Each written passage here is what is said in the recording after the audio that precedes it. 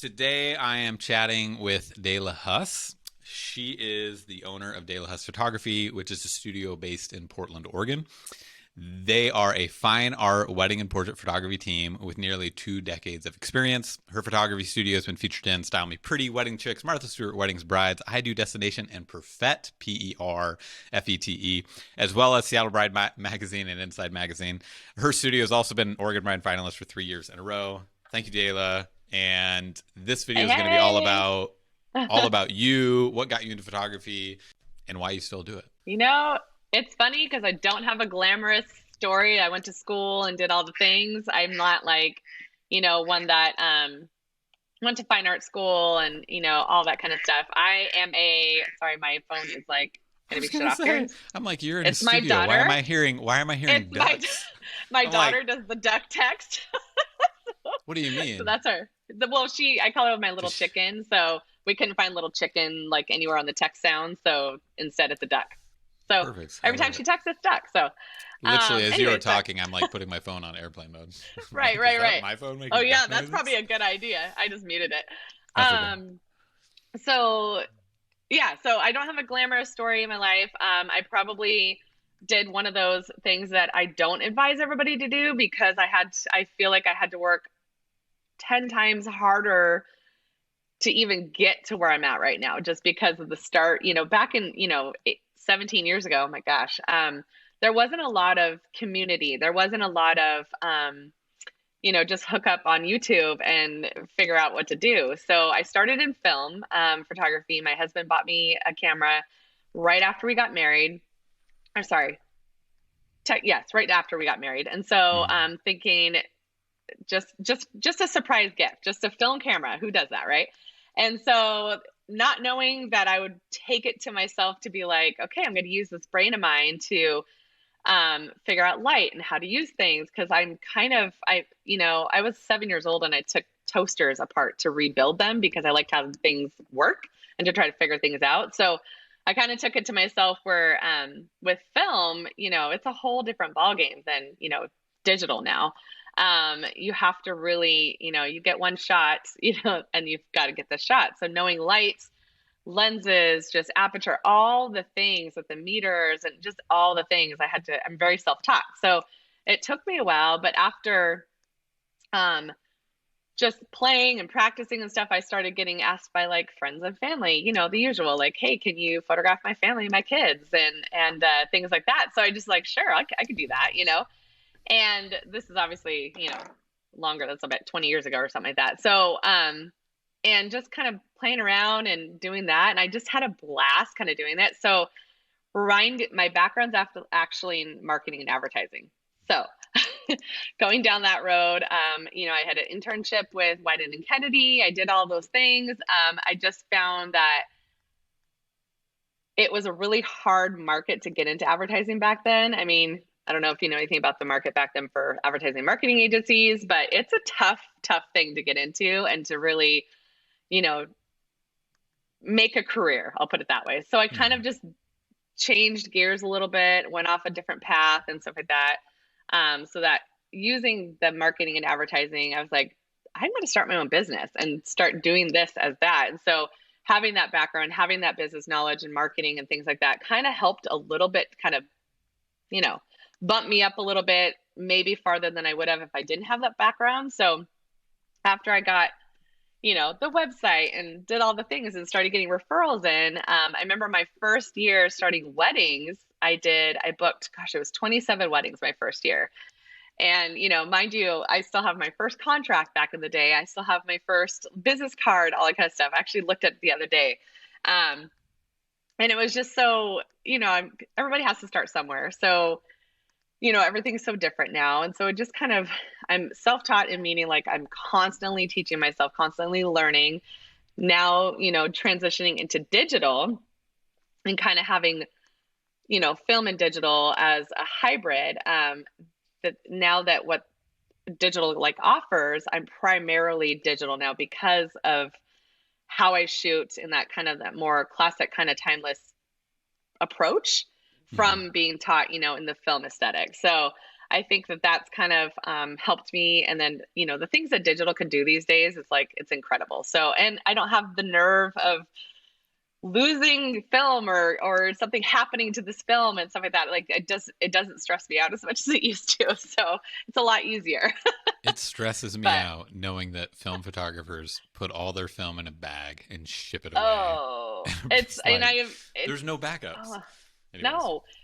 And anything can happen to that, because if it get lost in the mail, like, I know. I mean, it gets ruined with heat. I mean, heat is very sensitive, film's very heat sensitive. So stuff like that, it was just like a breath of fresh air, I guess. So, but yeah, that's kind of where I started. And then, I'm a people person. So I like getting out there, meeting new people. I like having, all the clients that I've had, like just getting out and meeting all the different groups and being around happy people mostly, you know what I mean?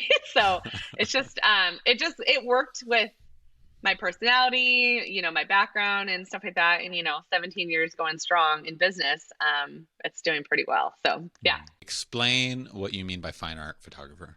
Define that. Good question. Yeah. So, and I get asked this a lot too. So, and fine art is kind of loosely used these days, I feel like. What I personally, coming again from a film background, what it meant then is not necessarily film only, because you could still call yourself a fine art photographer if you're digital.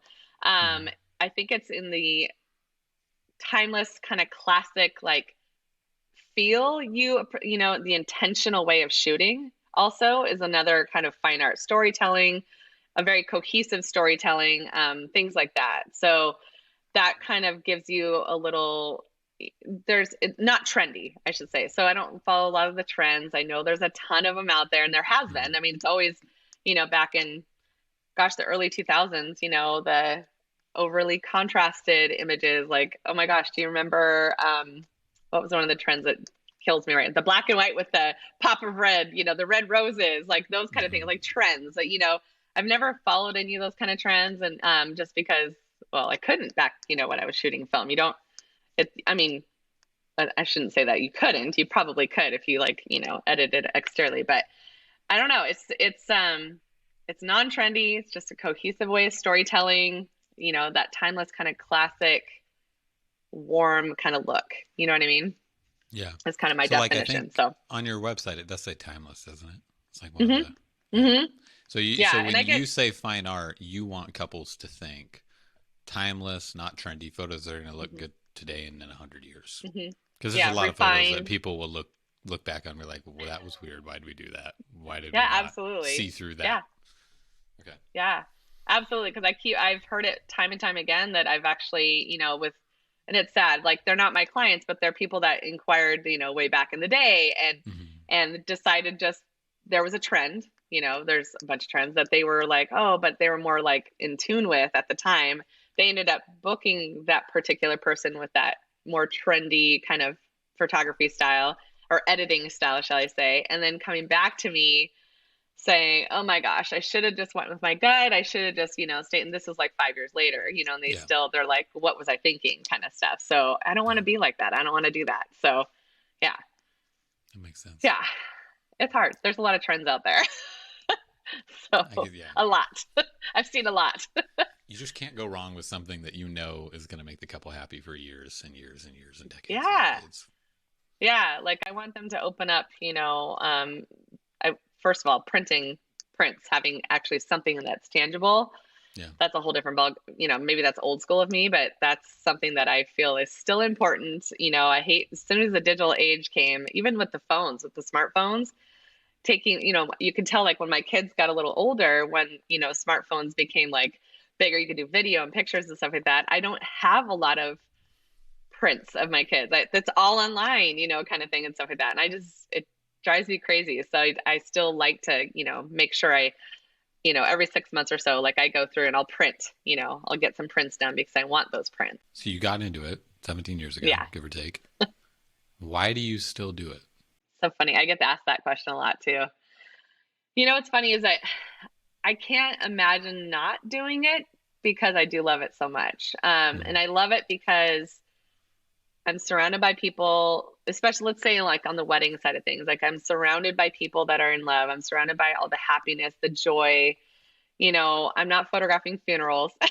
Mhm. So it's just a different vibe. And again, because I like to be around people, I like to, get to know, hear people's stories. I think the love story kind of background of that, I love hearing where did this all begin? Like, or, and then hearing family stories and things like that. And then being a part of their lives from wedding on. Like I'm doing so many like, family and newborn shoots right now for past clients, brides and stuff like that. It's so much fun because I don't want them to go to somebody else. You know what I mean? I could easily say, oh yeah, sure. Here's, a newborn photographer, or here's a family photographer that's just doing that, and pass them along. But I feel grateful that I have these clients that have kind of stuck with me, throughout the process because they like hanging out with me. They like, what I do and same. So, and I just love kind of being a part of people's lives. It was the biggest Yeah. thing. So, yeah. And talk to me about, paint a picture for me. What is like an ideal client for you? Because let's just make the statement that there's Yeah. some clients that work with other people.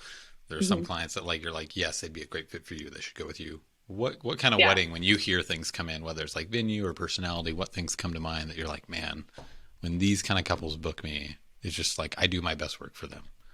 Right. To be honest, like I think a little bit more maybe refined couple, Hmm. whether, that likes that again, that kind of that classic, think kind of Father of the Bride. Do you know Father of the Bride, that movie? Hmm. So that came to mind because I have one of those this weekend that's literally what what their whole approach is to this wedding, the design and like the people, and just wanted all to be like about family and just the love that's around it, and also lots of floral, lots of beauty and stuff like that too. So I think a little bit more refined. The black tie. I feel like I really like the whole black tie, situation. But and then also couples that are like the personality, we've got to gel. You know what I mean? And Yeah. I'm a people person. I want them to be also people. You know what I mean? So, having that, good personality, not super quiet, maybe not kind of, their personalities need to be a little bit, I don't know, more welcoming, I guess, too, more Mhm. warm and fuzzy. But then having that kind of classic refined approach to their wedding day would be awesome. Yeah. And I love outdoor weddings for that too. I think I get my best work during that. Not that I'm, scared of indoor weddings, but I feel like with, the black tie with the outdoor kind of weddings and not, country barn kind of type weddings, those are probably not my jam. Hmm. Not that, they're not equally as beautiful, but I feel like maybe that's not my clientele. Does that make sense? So, Yep. Totally makes sense. yeah. Hmm. I did a black tie event, and it was downtown, not at the block house, but right next door. What's next door to the block house? The bigger building. Is it Cooper's Hall?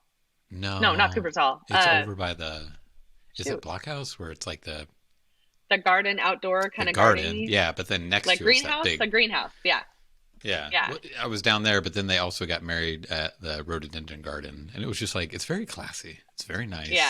Yeah. It's like black ties, everybody's looking good, and Yeah. yeah, I did I haven't appreciate it. It shot was a there lot of for a fun. really long time, the rhododendron garden. It was really That's the beautiful, one I haven't. actually. It When I've is. shot there, I've often shot, you walk in and you cut to the right and you end up kind of by one of the ponds, obviously. But they had theirs Uh-huh. where you walk in, you cut to the left and you go pretty far across that bridge. Okay. It was Okay. beautiful back there. It was like perfect setting.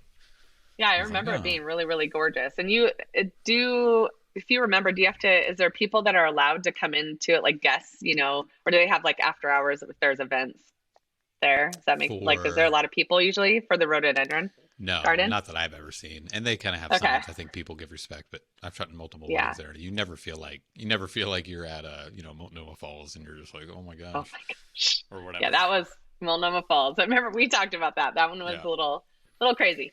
Yeah. What advice would you give to somebody, a couple who's just in the process of they're engaged, maybe they locked down a venue. What do you Yeah. encourage them when looking for a photographer? How do you encourage them, like, hey, like if they were your friends? If let's say, it's somebody that like went off and got their venue already. Yeah. Maybe they've been a follower of mine or something like that for a little while and then they're engaged, so they like scoop in and stuff like that.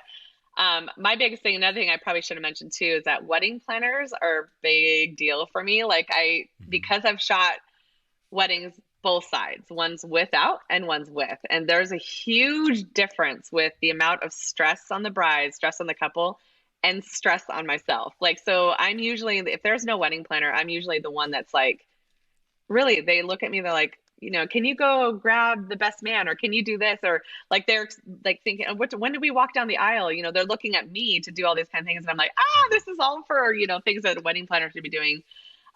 So I've gotten to the point where I almost require them to have a wedding planner in order to work with me. So that's a big deal with me, and not trying to promote any particular wedding planner, just wedding planning in general, just, that help and stuff. And getting that ASAP too. But booking your wedding photographer, I would say, right now I'm almost fully booked for 2023. Since, let's see, my first one was October of last year, booking for 2023. So, and usually I don't do that just because I feel like that's a long time, but there was a couple that I was like, okay, this is going to work out. But, so at least, a year in advance, trying to get, videographer, I think, is also on that list too. I'm a big fan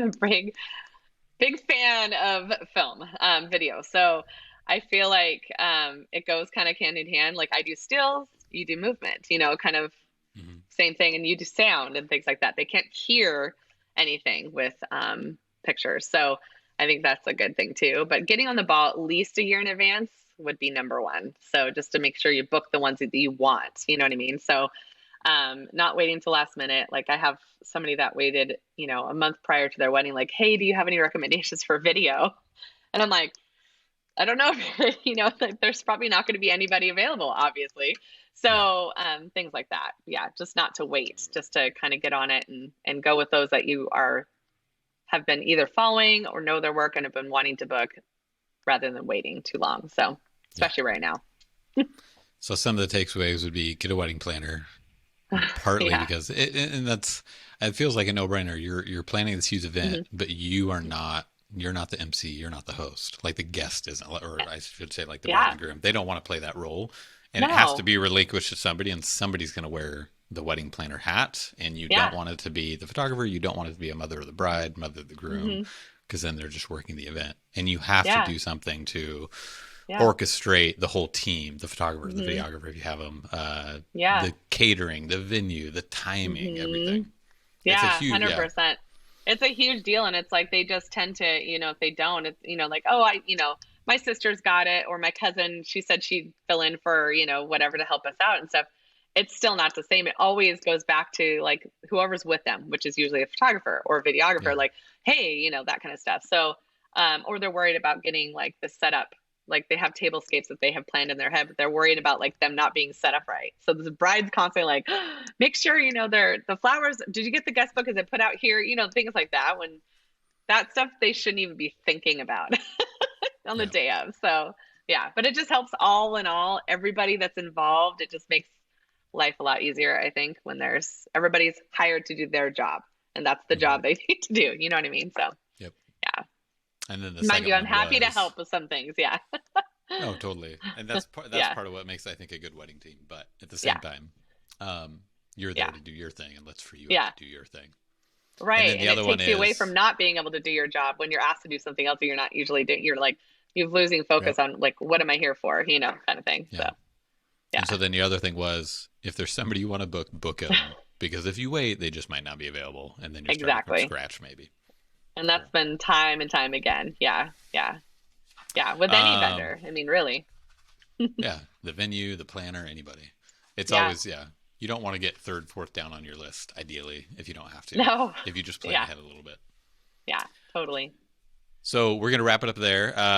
If you're curious to see more videos with us, we're about to record 2 more videos, which you can see on the channel, highlighting some of the best indoor and outdoor venues in Portland. If you want to know more about Deyla or reach out to her, see if she's available for your wedding, you can reach her at www.deyla, Deyla, Huss, Huss, photography.com. And you can find her on Instagram at Deyla Huss Photo. Thank you so much, Deyla. Thank you. Good talking to you.